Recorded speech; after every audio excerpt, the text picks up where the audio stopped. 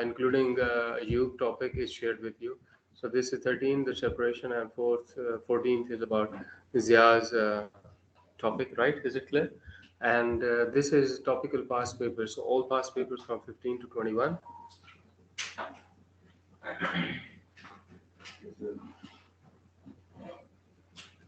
All past papers from 15 to 21 are here, like topically arranged. So you don't have to look for any of the past papers. So everything is there. Now you have to prepare. Is it clear? We already like revised Zia's topic. Test was there. So next topic is of Bhutto, right? Is it clear? Bhutto's government. There are five major policies of Bhutto you have to prepare. Early measures and why was he arrested, consequently executed, or followed Bhutto. So these are the topics, right? Go through. And in the last test, your performance wasn't good, right? So if you which one? We'll go back to I'm revising Bhutto and then back, right? So when now listen, you don't have.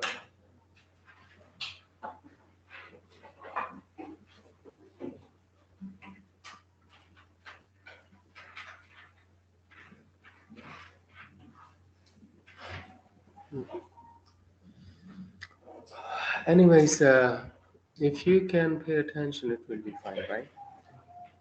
And I'll be talking to you later on as well. Listen, we like this is one-time opportunity. We revised, we had test. Now, if you cannot do or manage these class tests or one topic or even subtopic properly, how would you be able to manage two, three, four topics together? And by the end, the book entire syllabus. So these are all important. If somebody thinks like, okay, I can like manage this one, it's not important, class is not going to be in a way counted anywhere, so it's fine, I can manage it. No, these are the opportunities, these are the means, these are the tools, this is the mechanism through which you will be able to prepare for external exam. And if you are not paying attention to these things, how on earth you think like you will be doing? That's just like be fooling yourself, like just escapism. For a time period you have a substitute thought like, okay, I can do it later on. That is not there.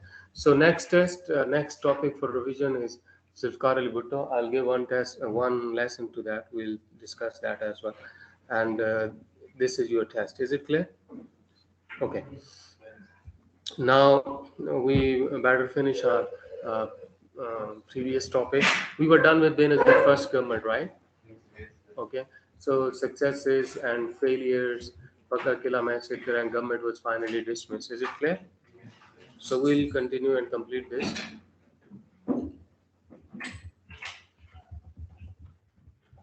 Benazir's second government in election 1993, right? Uh, okay, second government. We'll discuss Nawaz Sharif both governments together. From 1990, when Benazir dismissed, so 1990 election, Nawaz Sharif actually became the prime minister. Is it clear?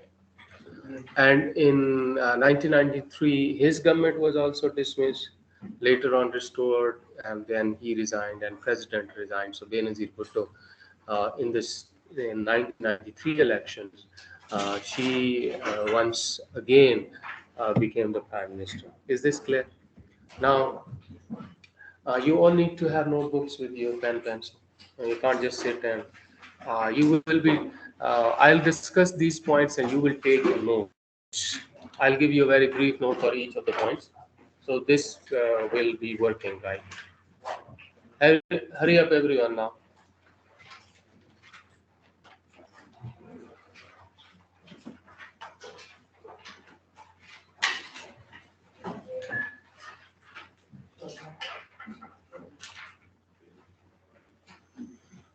You should be ready before beforehand.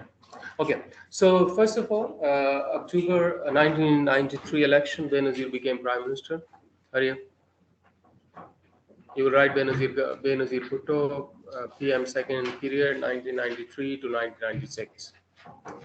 So October 93 election, he became prime minister. The two major parties in this election now was PMLN and Pakistan People's Party.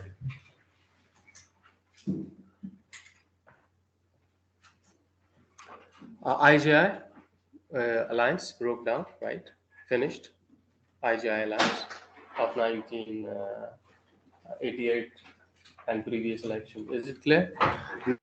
Now, from IJI, major party, which was Pakistan Muslim League Nawaz Group, and now Pakistan enter into two-party, basically two-party system, main two parties, one PPP, one PMLN, and they were up against each other. Is it clear? Turnout of this election was 40%. Turnout. Turnout was 40%. Turnout. Okay. How many people from the listen. Yeah, total number of voters casted vote on the day. October 1993 elections. Benazir Bhutto elected prime minister. She became prime minister. Continuing with the same point, two-party system, two parties mainly, PMLN and PPP contested this election, or the main contenders. IJI alliance that finished, broke down, and turnout of 1993 election was 40%. Clear?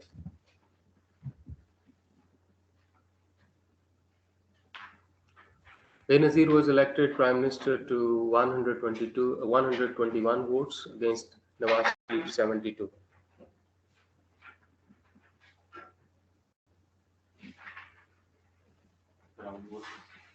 (121) favored Benazir against 72 for Nawaz Sharif.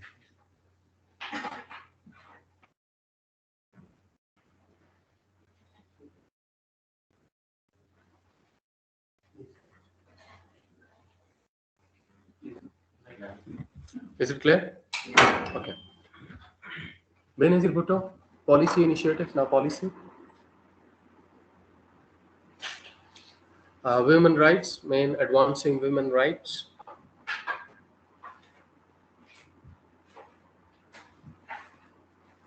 Pakistan signed to international convention. Pakistan, right? Follow me. Pakistan signed to international convention on the elimination of all form of discrimination against women. The first point, if you want to see that, you can see from the board as well. International Convention on the elimination of women, of all form of discrimination against women. A convention on the elimination of all form of discrimination against the woman. Simply a forum against any sort of discrimination against the woman. So Pakistan signed to that. She was also number 2, women right, continuing with. Founding member of Council of Women World Leaders. Founding member of Benazir Bhutto. Founding member of the Council of Women World Leaders.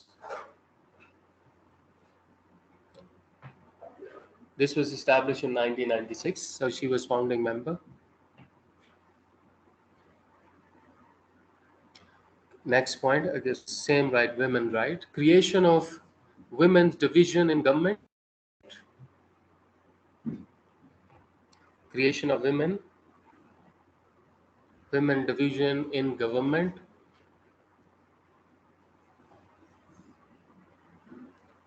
Women's division in the government, right?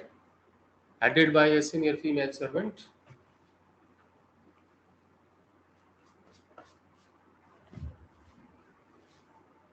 Women Bank, those established in 1989 in Pakistan. So it further operation increased, more branches continued with. So first Women Bank, 1989, right? established in the previous government and which continued. Female women police stations, 1994, inaugurated in Islamabad and other cities. Women police stations. I mean, they are written in detail. I'm just giving you the main idea. 1994. 1994.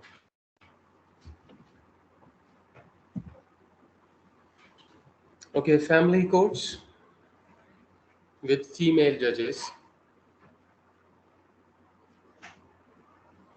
Family courts with female judges.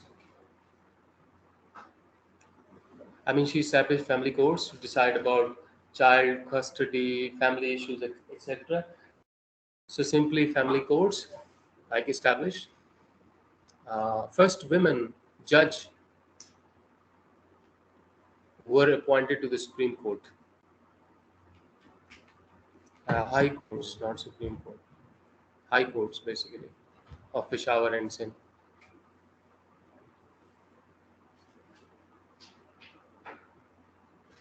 Okay, these were related to women successes. Is it clear? Clear to everyone? Are you writing, everyone? Do write in a notebook, proper notebook. Maybe. Do you write down points? Maybe.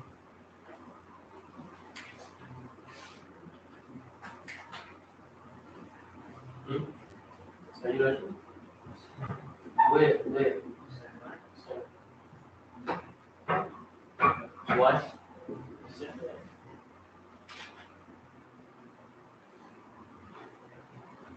Keep studying.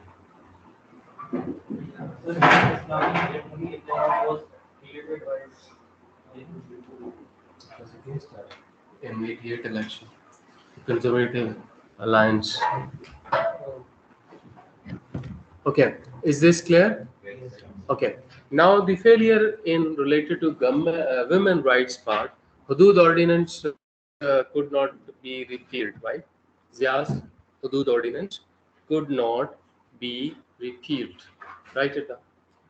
I mean, she didn't have majority in the assembly and the parliament, so she could not undo Zia's Hudud ordinance, what she was criticized for. So Hudud ordinance could not be repealed. Clear?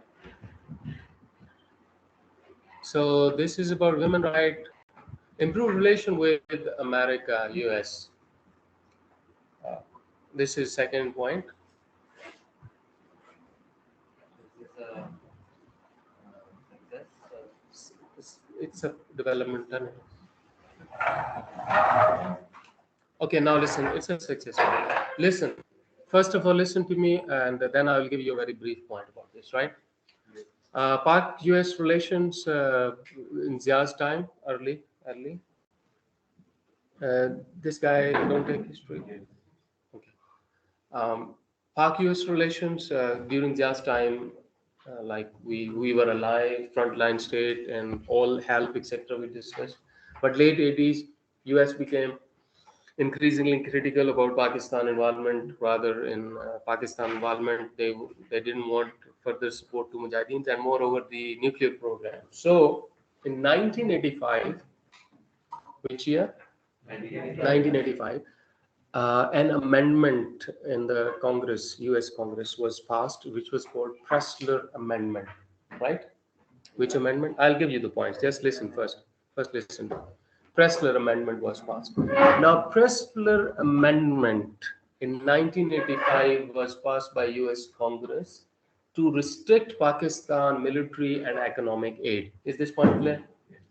And it made this conditional to aid. Conditional to what? Conditional to what? That US president will certify that Pakistan is not having nuclear weapons and not having a plan to go for. When US president will clarify this, sign this, then the aid to be given to Pakistan. Is this clear? US. Okay, is it clear? So now under Pressler Amendment, in the crunch years, the US president conveniently certified that Pakistan was not possessing any nuclear weapons. Do you understand? But once they were done in Afghanistan with USSR, so Bush refused to clear Pakistan. So this amendment, which was passed in 1985, called Pressler Amendment, under this amendment in October 1990, sanctions were imposed on Pakistan. Have you understood this point? Is this clear? Okay, you tell me what's Pressler Amendment in nutshell. The guy on the front. Arslan, please.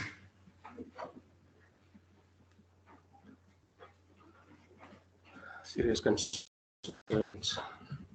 Discuss it. Anyone else? Pressler Amendment? Yes, Hassan. Because in 1985 when they wanted that they should sign Pakistan did not have any nuclear weapons. Did not plan to have nuclear weapons, but due to US, they refused to sign it. Okay, fine. Okay, see here. Pressler Amendment in 1985 banned most economic and military assistance to Pakistan unless President certified on an annual basis that Pakistan does not possess a nuclear explosive device and that the proposed United States assistance program will reduce significantly the risk that Pakistan will possess a nuclear explosive device. Simple is this, that President will certify that Pakistan doesn't have any nuclear weapon, so aid as per agreement will go to Pakistan. Do you understand? So 85, this was passed. In those consecutive years, Pakistan got the aid because President used to certify that Pakistan does not possess any nuclear device. Is it clear? But in 1990, the president refused, to certify Pakistan. So now the amendment which was passed, which was called Pressler Amendment in 85, under this sanction imposed on Pakistan in October 1990. Is it clear? So stop of military and economic aid too. Now Benazir visited the US in 1995, and by then the president was Bill Clinton. So she persuaded, and due to her policy, there was a change, right? And Pressler Amendment was replaced by Brown Amendment, okay? And Pakistan, under Brown Amendment, was able to get military and other assistance from America. Is this clear? So this was the success of Benazir Bhutto. Under Pressler Amendment, even what we paid for, the F-16, Pakistan paid, deal was done, but once President refused to, so Pakistan was not able to get the F-16. Even it was paid, and we were not able to get. But in 1995, the issue was resolved, and Brown Amendment was passed, and under the Brown Amendment, Pakistan was able to get the F-16 and other U.S. military aid. Is this clear? Not give again. Okay. Is this clear? So this is the improvement of relationship. Now, can you sum it up, or you want me to? Okay, right, Hari. Benazir Bhutto's state visit to US in 1995. State visit to US in 1995.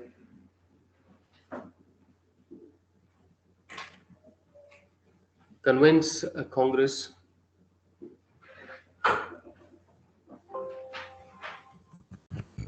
to repeal sanctions.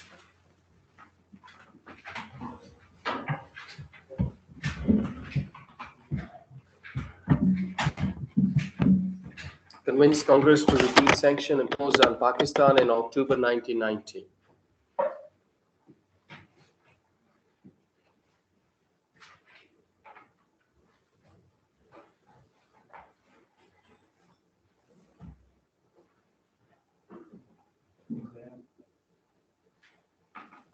We just done that.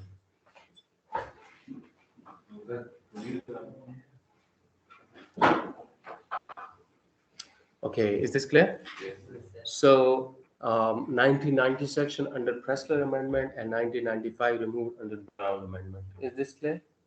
So you can give in bracket you can write in 1990 under bracket in bracket write Pressler Amendment 1985 95 Brown Amendment.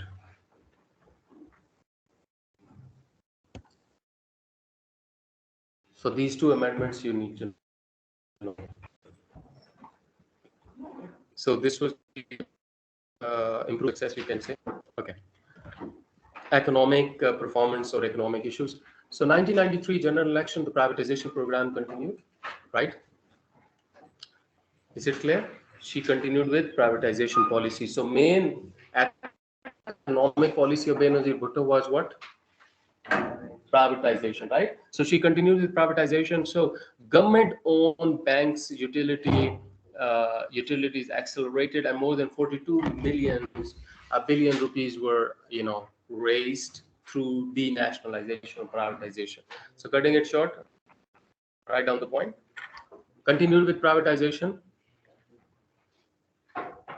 42 billion rupees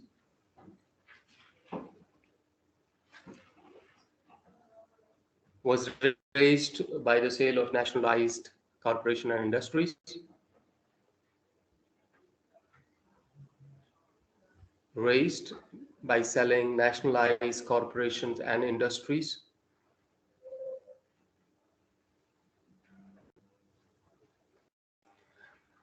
Implemented industries. Is this point clear? Started or implemented eighth plan. This eighth is economic plan. So eighth economic plan in Pakistan.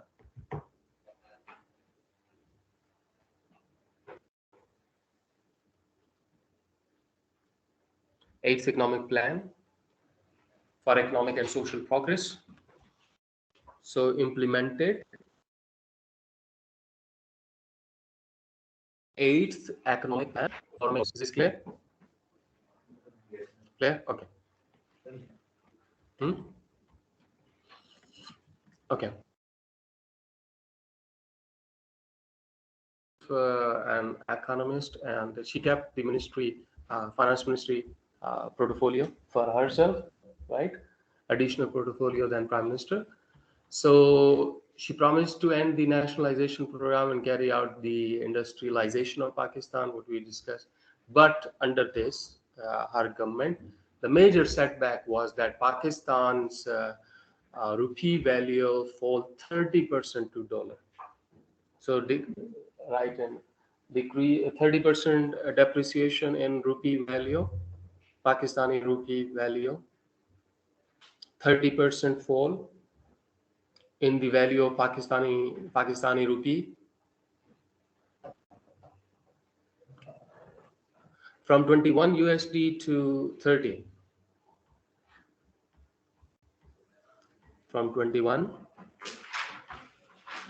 USD to 30.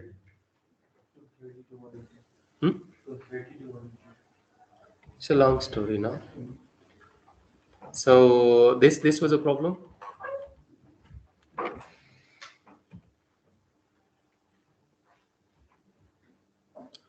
Number two, related to Pakistani rupee, that for the first time, Indian rupee, which beat the value of Pakistani rupee for the first time in the 70s. So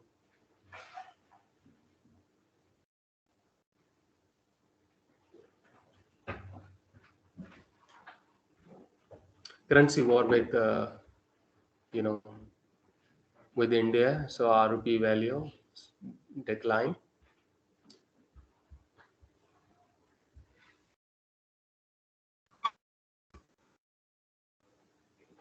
The problem, living standard of the people in Pakistan decline. These are now very common problems, like you may know. Decline in the standard of living, inflation. What is inflation? No inflation. In the prices of food. Yes, consistent increase in the prices. If the price is over a period of Inflation time, is also printing of money. that's the reason for inflation. Mm. Some people, I mean, layman argument is that why can't they print more money? Like, and why are they poor? Print more money. Now you print billions and give everybody billions. What they will do with that? The worth of the economy is the production capacity of the economy. How much is produced, how much business activity take place now, how much money is printed in the machine. Do you understand? That will end up buying the same thing with more money. Random question. Who defines how much a currency is worth? It's the State Bank of Pakistan. No, now there are two systems. Basically, it's traded with the international market. So the value of your currency is like a continuous fluctuation every minute, every second with the international market. It represent currency represent the worth of your economy and stability. If even one bad news, one thing, it changes up and down, changes up and down. So basically, what's currency? Currency is what it ends up buying. That's the worth, right? Now, if let's suppose people have all of you given 10 rupees, okay, and there are 100 things produced in the economy. So everybody would end up buying, like, let's suppose with 10 rupees, five things, right? Now you've been given 20 rupees, everyone, but things are produced the same, 100. Now you will end up buying with 20 rupees same thing, five things. Do you understand? So what is what activity or production is going on in the country? That is the worth of your, or standard, or whatever you call it. So printing is not. So if Pakistan prints money by its own and don't tell anyone, not write in papers, right? So you can pay Okay. off this. Look, State Bank of any country, like we have a State Bank of Pakistan. Yes, corrupt that system. Just print it and don't put on any. This happens, right? When this happens, it results only in inflation.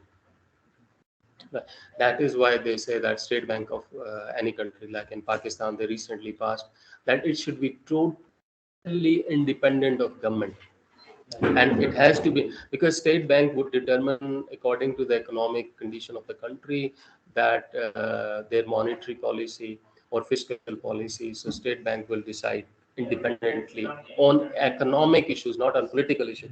But in our country, not even one road is constructed according to the social development program. That is even political, from roads to electricity provision. I mean, basic facilities of life even politicized.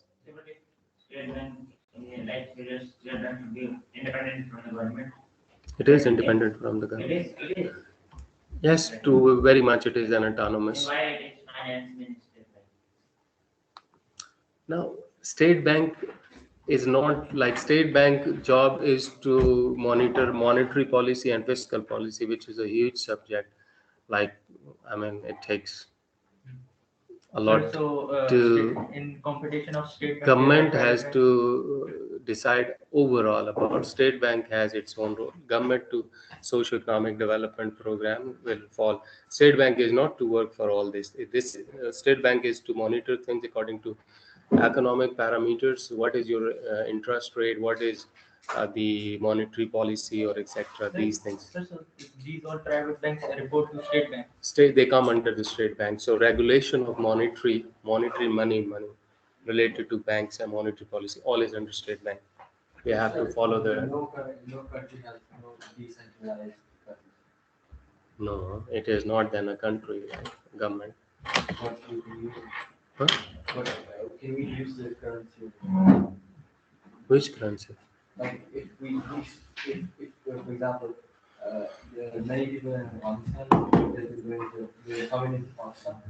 They've been going to exchange rates and No, they're changing the money to US dollars. So inflation doesn't beat them. Rather, they stay under the radar. When they go back, they can transfer it back and use different currency in their own country because it's less liquid. Exchange is always there. No? Exchange is always Sir, there through today, open sir, market and through interbank banking sir, system. but today China can inflate US dollars like in huge amount because China has so much reserves of US dollars. So that's like political games, like they So that about what's your economic like monopoly or control even So of if global China economy? release all the US dollars he is having right now, the US dollar will be exploding the market. That same like it happens though because of the power of their economy and strength they have, so they can, and government does so, and that is why West especially criticize the authoritative government and Chinese especially because they have a lot of potential and they can outweigh other economic systems where they are competitive. Like uh, they can fund huge to their farmers and factories and etc. And they can be very competitive. And whereas in the West, they will not be able to compete with them. And trading with China is always China has surplus, trade surplus with every country. Yes, I mean, with US even. yes, sir. Trade is for China. Trade is beneficial with for China only. I mean, they have the surplus. So that is why this Trump, when he came in and imposed lots of sanctions on China, because he said that they are taking our money, our jobs, our factories, everything is going out. Like they are not able to compete with them. Simple is the reason they are not able to compete with them. So that is the reason. Are we done with the time? Okay, from economic issues, we will continue, right? And Bhutto topic, Bhutto's topic, what? That is what I'm saying.